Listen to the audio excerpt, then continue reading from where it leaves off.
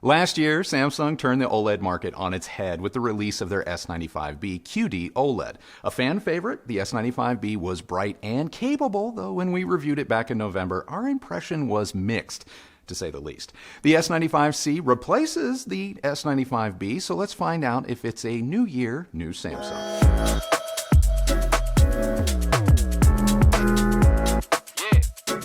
The S95C is a 4K QD-OLED display that uses Samsung's Neural Quantum Processor 4K and comes in three sizes, 55, 65, which is what you're seeing here in this review on its included stand, and the TV maxes out at 77 inches. It's Pantone color validated and supports HDR content like HDR10+, including adaptive and gaming, as well as HLG, but it does not support Dolby Vision, though it does support Dolby Atmos. Yeah. I don't get it either. Existing Samsung soundbar customers will be able to sync their soundbars to the S95C wirelessly, as well as use the TV's built-in speakers in concert with their soundbar with Q Symphony. The S95C has a refresh rate up to 144 Hz when gaming and includes support for VRR, FreeSync Premium Pro, and ALLM. Gamers also get access to Samsung's Game Bar 3.0, which allows you to make adjustments to your various game settings in real time, which can be very useful. When it comes to connection options, all are accessible through the One Connect box, which can be mounted on the back of the TV, the included table stand, or just tucked away inside your equipment cabinet for easier access. Now, the box has 4 HDMI 2.1 inputs, one of which is also the eARC input. Additional inputs and outputs include an Ethernet port, optical output, RF antenna input, and 3 USB 2.0 inputs. Wireless connection includes Wi-Fi, Bluetooth, AirPlay 2, Google Assistant, Alexa, and Bixby.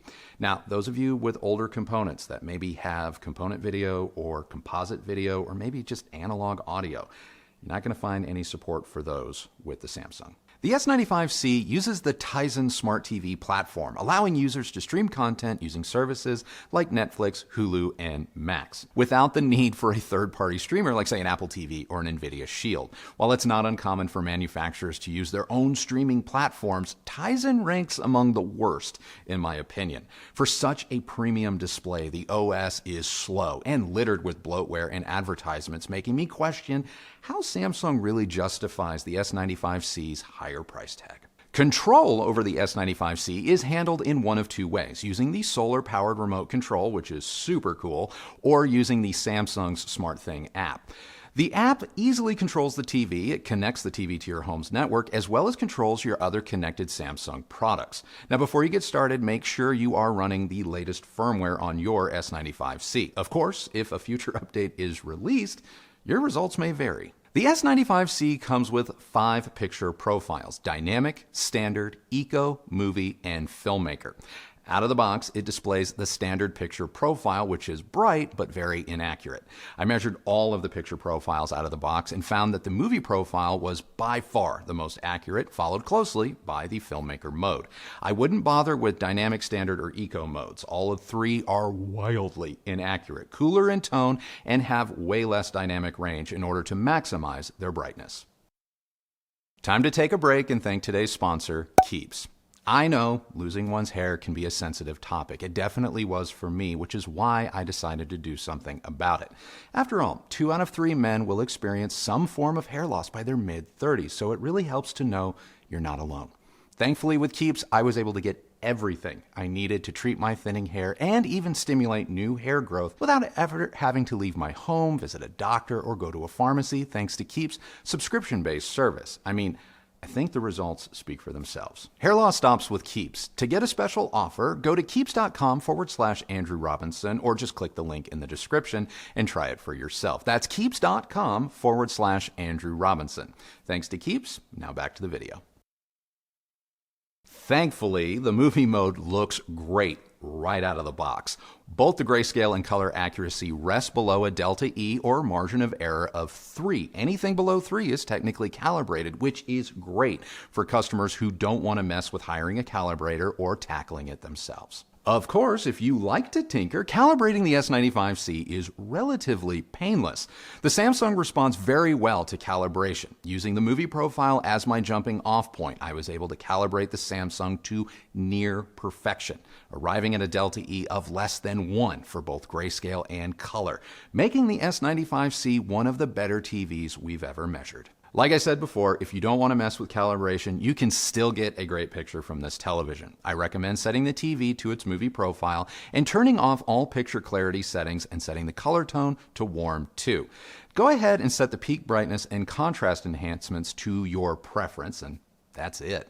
When it comes to HDR content, I would use the same settings with one adjustment. Set the tone mapping to static versus active to avoid any aggressive light shifts, which can be distracting. Static tone mapping will result in a slightly dimmer picture compared to active, so feel free to experiment. But this is exactly what I would do if I were you and I didn't want to mess with calibration. Brightness remains one of Samsung's biggest claims to fame, and the S95C, like the S95B before it, remains one of the brightest OLEDs on the market. Maximum brightness easily peaks above 1000 nits, which is mini LED level bright. However, it's real-world brightness, as in full screen, not these tiny little power windows often used to hit those very high numbers. That's going to rest closer to 250 nits. Now, before you get too upset, this isn't anything to worry about, but it is important to have the proper perspective. While the Samsung can definitely top 1000 nits, this level of light output isn't something you're going to see all the time. When you have the S95C's peak brightness set to high, you're probably going to notice the TV dims when presented with a brightly lit scene. This is thanks to its automatic brightness limiter, or ABL. The dimming isn't subtle and is something I notice on a wide range of content, including HDR. Turning the peak brightness to off eliminates this effect, but it also cuts the TV's overall brightness considerably. The same is true of the S95C's active tone mapping, which is why I preferred the static setting when viewing HDR content. So with everything dialed in, the S95C is very impressive. Both standard and high dynamic range content looks brilliant. Skin tones were especially natural. We immediately noticed the improvements when viewing The School for Good and Evil and Selling Sunset on Netflix. The S95B really struggled with skin tones, shifting them more towards red and orange. Now, I am happy to say this strange color shift appears to have been fixed with the S95C, as all skin tones look natural and organic. Colors on the whole were also accurate to the source, with terrific saturation and punch, though red still looked just a little bit juice compared to all of the other primary colors, even post-calibration. When viewing native 4K content, fine detail was rendered beautifully, and the display's true-to-life contrast resulted in one hell of a three-dimensional image. I still feel like the S95C crushes black levels too much in order to make contrast and brightness really pop. Now, your brightness settings are going to play a role in how much the Samsung crushes the blacks or low-light scenes. Nevertheless, even when properly calibrated, LG and Sony appear to do a better job displaying low-light detail. Motion was buttery smooth and better than last year's model. Now, because the S95C is an OLED, we don't really have to worry about local dimming or blooming, something that will please those of you who rely very heavily on subtitles. Scaling. Now, scaling looks a little bit better than last year, but when it comes to upscaling SD and HD content to 4K, the Samsung still has room for improvement. If you like to enjoy the occasional DVD, or you watch a lot of broadcast sports where the signal can be anything but stellar, I'm not sure I'd put the S95C on the top of my shopping list. Both Sony and LG offer superior scaling in their OLED displays. That said, if you're going to feed the Samsung a steady diet of 4K, nothing to worry about. Where the Samsung absolutely slays is gaming. The S95C is my absolute favorite TV to game on. Our PS5 has never looked better or smoother when playing first-person shooters in 4K at 120 Hz in HDR. Overwatch has never looked better, even if it's a dead franchise at this point. I was more impressed by Samsung's gaming prowess than just about anything, and I wholeheartedly would recommend it to anyone looking for a gaming-centric TV. While there is a lot to enjoy here, the S95C is not without its faults. As I already mentioned, Samsung's operating system is slow and full of unnecessary bloatware and advertisements. Some of it can be uninstalled, but there's a lot that you're just going to have to learn to live with. Speaking of things you can't change, I hate that this TV knows when you're viewing menus versus content. Menus of any kind, no matter the app, think YouTube or Netflix, they are all automatically presented to you in the standard picture profile, regardless of your settings. It took me the better part of an afternoon to realize what was happening because as I switched between apps and various movies, the image would suddenly appear to kind of uncalibrate itself and turn into a bright red and blue mess. There doesn't appear to be anything that can be done to fix this, at least nothing that I've been able to find. So just know that if you get this TV and find yourself thinking that maybe you're going crazy, you're not. It's the TV. Lastly, the auto panel dimming feature is pretty aggressive, and I understand the why.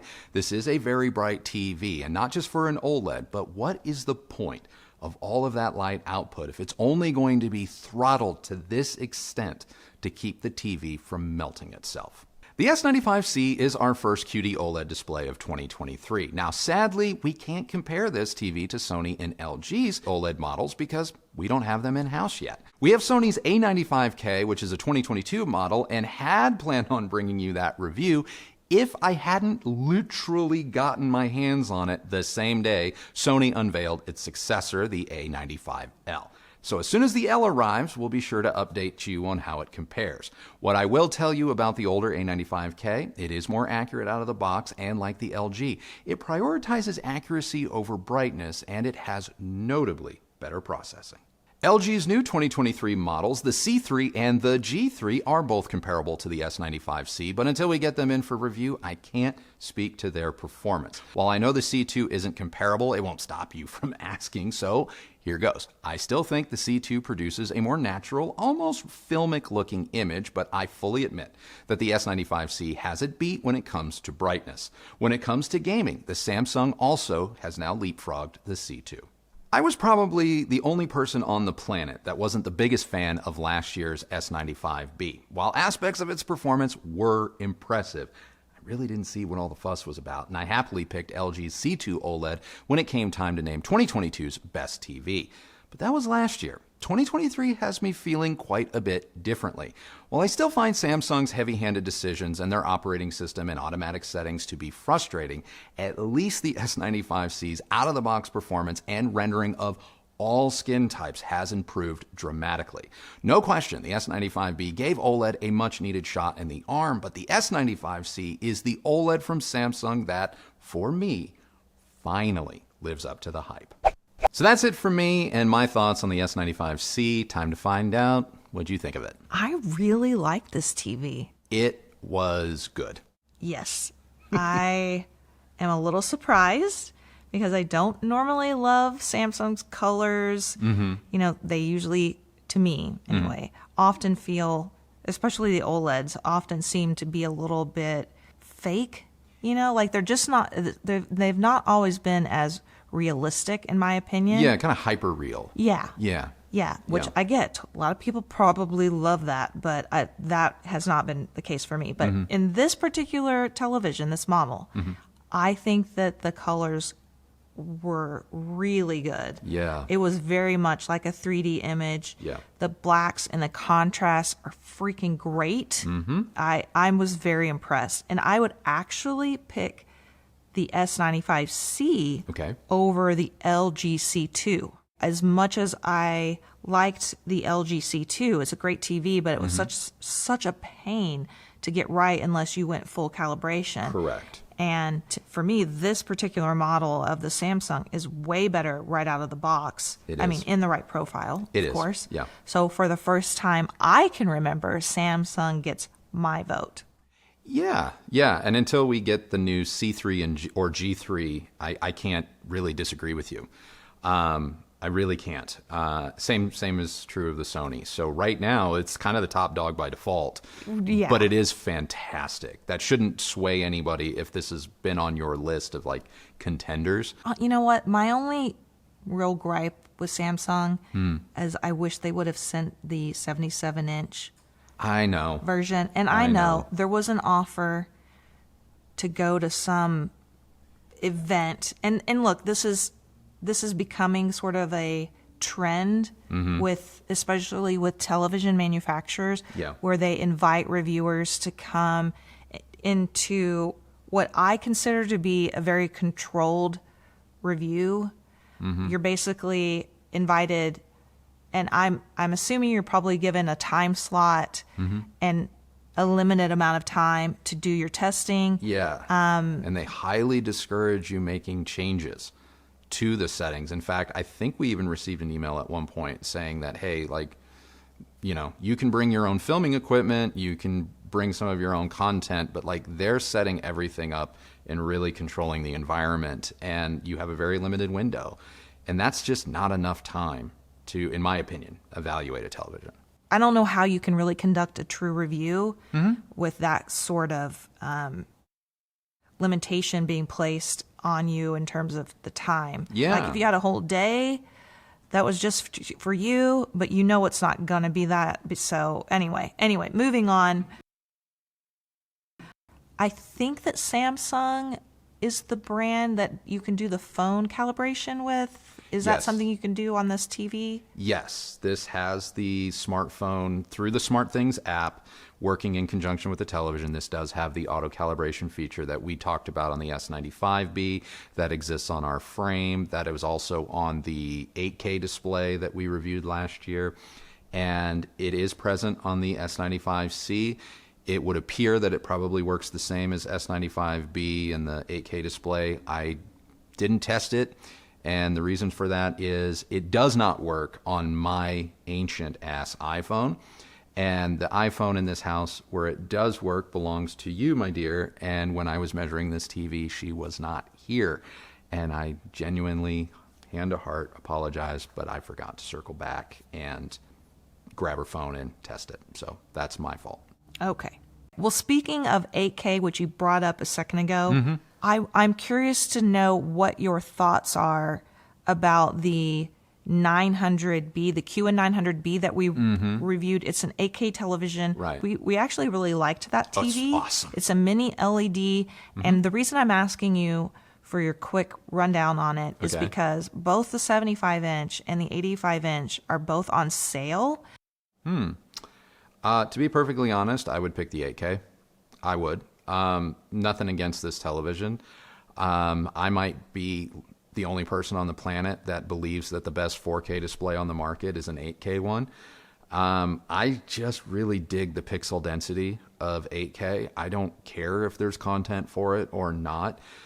Typically, the processors inside 8K televisions have to be that much more powerful to push that number of pixels. And as a result, you benefit from better processing, potentially faster processing, better scaling. And I have to say, the 8K from Samsung, light years better scaling than what is in their 4K models, because that was able to take even HD content up to 8K and get me to go like this, thinking it was native 4K. Oh, one thing. I don't think you brought this up. Oh. You didn't talk about the sound of the TV itself.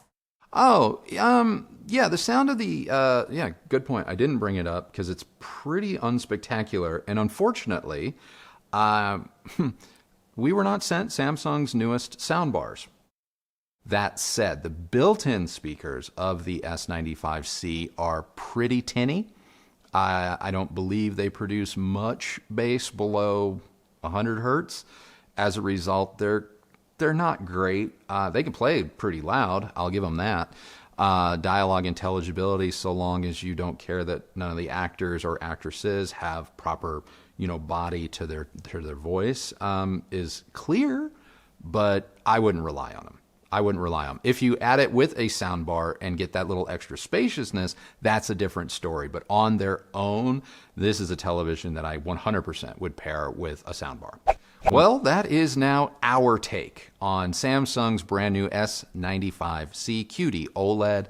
What did you guys think? Do you think Samsung is still king of the hill when it comes to OLEDs? Or have you guys seen the new LG and Sony like we haven't and know something we don't know? Sound off down in the comments below. If you like this video, please do give it a thumbs up, like and subscribe. Go ahead, ring the bell, do all of the stuff so that you're reminded when new videos come out. If you use any of the links that Kristi leaves for you down below, know that that's a great way that you have continued to show your support for this channel and the work that we do here, and both of us thank you all very much for doing that. Speaking of thanks, I would like to thank this video's sponsor, Keeps. Remember, to get your special offer, go to keeps.com/Andrew Robinson. Thank you, Keeps. Follow me on Instagram at Recovering Audiophile. That's it. That's it for us today. So remember, the only person who has to like the sound or sight of your system is you. So happy listening, happy watching. Thank you for watching, and we will see you on the next video.